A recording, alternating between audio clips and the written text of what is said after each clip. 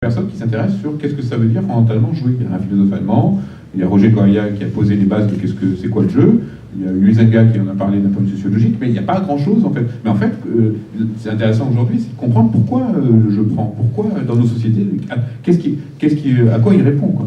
Une chose qui est très importante aussi, c'est nous, enfin, quand je dis nous, c'est nous joueurs, vous joueurs, etc., face au hasard. C'est-à-dire que il y a des jeux sans dés. Je me suis toujours demandé comment ça marche. Moi, j'aime bien l'histoire de l'aléa. C'est-à-dire, j'aime bien savoir que avec mes compagnons de jeu, d'ailleurs, je préfère les jeux coopératifs, jeux de rôle ou non. Enfin, je préfère les jeux de rôle coopératifs à ceux.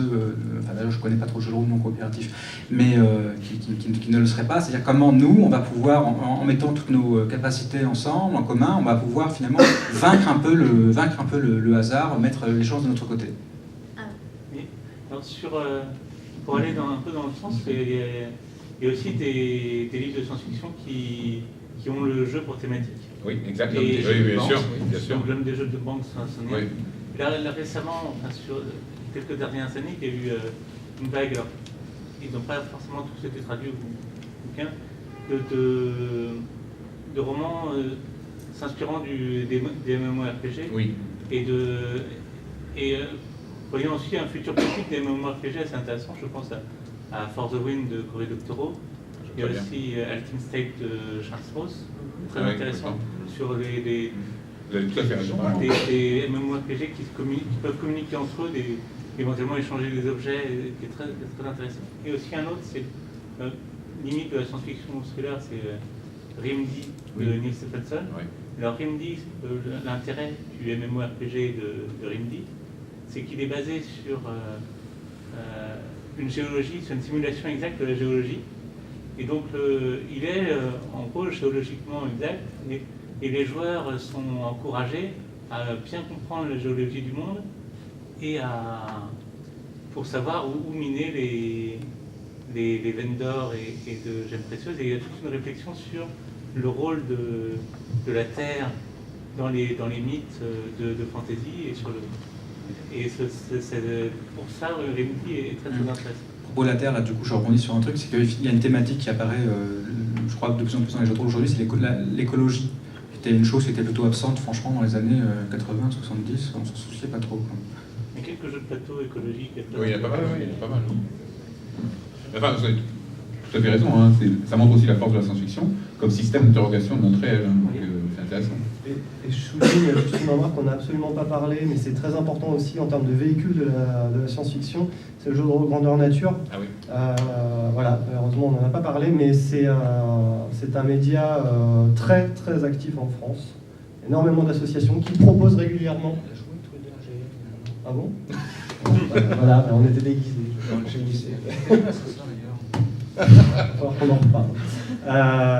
Donc voilà, le GN, c'est aussi un très bon vecteur avec des associations qui, avec quatre bouts de ficelle, font des merveilles en termes de rendu et d'ambiance. Donc si ce type de jeu ne vous impressionne pas, allez-y. Notamment sur des petits formats, des formats courts de 4-5 heures pour se mettre le pied à l'étrier, c'est très bon. Il existe de très bons scénarios d'anticipation et de essai. Écrit par de vrais auteurs. Oui, je reviens là-dessus. Vous disiez tout à l'heure que lorsque vous avez voulu créer la dimension nationale, il fallait donc une augmentation, une diversification et une augmentation de surface que vous auriez voulu obtenir, le CNJ. Et vous avez donc eu un peu une obstruction, et c'est au niveau du ministère de la Culture. C'est pas vraiment le sujet. Alors peut-être que je vous proposerai d'en parler. C'est pas le sujet de notre conférence, donc je vous proposerai de. C'est-à-dire que ça situe le problème c'est quand on dit Centre national du jeu. Oui, mais monsieur, c'est justement comment est perçu en adversité ou pas par le ministère de la Culture. Bon, ça, vous savez, c'est pas le sujet de notre problématique. Et je viendrai d'ailleurs que. Ouais, on va peut-être en parler en privé, mais pour nous, c'est pas la problématique de la diversité. De toute façon, mais je vous répondrai. Oui, voilà. C'est fini pour ça. Et une dernière question. On peut prendre une dernière question? Puisqu'on tout à l'heure, on avait commencé à effleurer l'idée que la science-fiction, pour qu'elle ait un peu de succès, peut toujours un peu hybrider avec d'autres genres.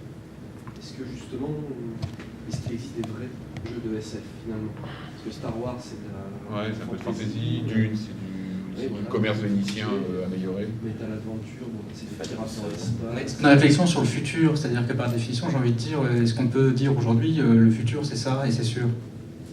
C'est un peu délicat. On se pose quand même beaucoup des codes très précis. Des codes et des visions. C'est l'idée qu'on se fait. C'est-à-dire que l'idée qu'on se fait aujourd'hui du futur, d'ailleurs, ça serait marrant de faire une histoire du futur, enfin, je veux dire une histoire du futur passé. Enfin, voilà, c'est-à-dire le futur tel qu'on se l'est représenté au cours des âges. Il y a l'exemple de Robida sur la guerre au XXe siècle, c'est quelque chose je veux dire, de charmant, enfin charmant et pas forcément charmant parce que c'est la guerre, mais quand je reviens à ce que je disais tout à l'heure, rien ne vieillit plus vite que le futur. Est-ce que ce type de futur, finalement, c'est pas un alibi pour explorer de nouvelles manières des archétypes, et dans un nouveau cadre où ça va être de la découverte, mais finalement, c'est toujours un peu les mêmes archétypes, les mêmes personnages, la princesse, le barbare, etc. Sauf qu'ils sont dans des vaisseaux spatiaux au lieu des nazis. Bien sûr, c'est-à-dire que... Non mais c'est pareil, c'est-à-dire que Shakespeare, vous avez un cheval, et puis alors, quand un type veut adapter Shakespeare un peu moderne, on passe le cheval par une mobilette. Bon, et finalement, est-ce que ça change beaucoup de choses? Je sais pas, peut-être, oui, j'en sais rien. Non, mais par contre, c'est intéressant de savoir si effectivement la science-fiction a créé des archétypes narratifs. Même, voilà, on sait que le polar le fait. Il a inventé même si on peut trouver une résonance avec on dit que les flics sont les derniers chevaliers, etc. Mais globalement, il y a des genres comme ça qui ont créé leurs propres matériaux identifiés, quoi. Est-ce que la science-fiction a créé le pilote, mais le pilote depuis Ulysse il est là. Est-ce que la science-fiction porte donc, je sais pas. Est-ce qu'on sort du prêtre, du guerrier, du roi?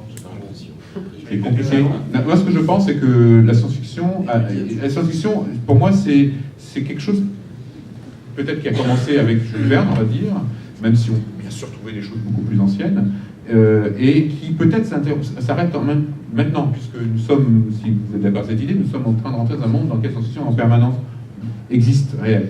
Donc peut-être que c'est quelque chose qui correspond à un impensé de la culture, des cultures technologiques qui sont développées après la révolution industrielle, et que ça fait son temps.